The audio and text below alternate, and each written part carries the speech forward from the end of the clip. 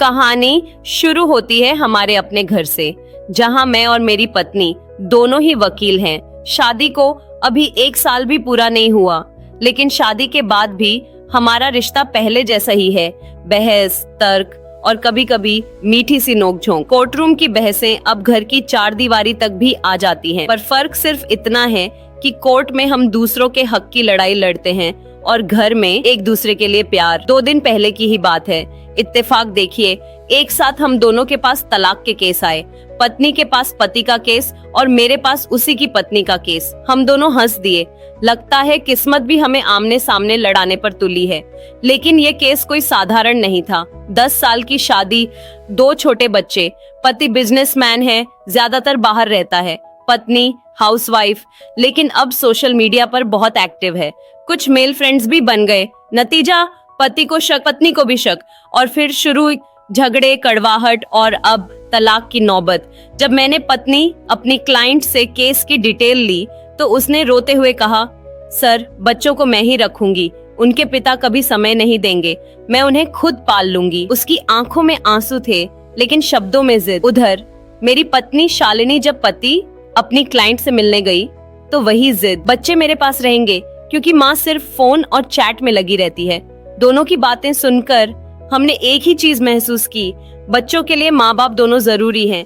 ये मासूम अगर बांट गए तो उनका बचपन टूट जाएगा। अगले दिन जब मैं अपनी क्लाइंट से मिला और शालिनी अपने, तो हमने एक दूसरे से फोन पर बात की। देखो, प्यार इनके बीच अभी मरा नहीं है, बस शक ने जकड़ लिया है, मैंने कहा। तो फिर हमें कुछ करना होगा। पर कैसे? शालिनी बोली। हम दोनों ने तय किया, एक ड्रामा खेला जाए ताकि दोनों को एहसास हो कि शक सिर्फ रिश्तों को खा जाता है। अगले दिन दोपहर को मैं क्लाइंट की पत्नी के घर पर था, पेपर देख रहा था। वहीं शालिनी क्लाइंट पति के ऑफिस में थी। तभी अचानक मेरा फोन बजा। शालिनी थी। मैंने स्पीकर ऑन कर टेबल पर रख दिया। हेलो, कहाँ हो तुम?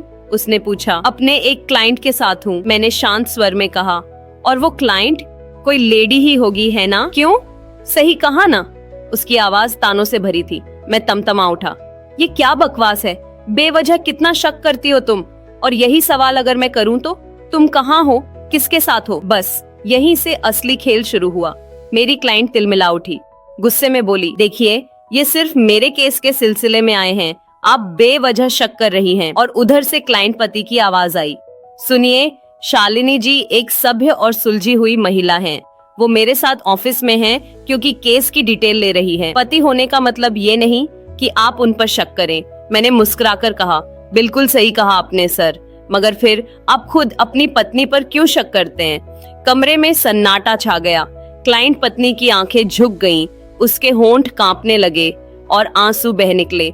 यहीं से कहानी मोड़ लेती है। और आगे जो हुआ उसने सबको बदल दिया। क्या पति पत्नी सच में एक दूसरे को समझ पाएंगे? क्या उनका रिश्ता टूटेगा, या फिर इन बच्चों की मासूमियत उन्हें जोड़ देगी? जानने के लिए सुनिए दूसरा भाग सिर्फ कहानी की बगिया पर।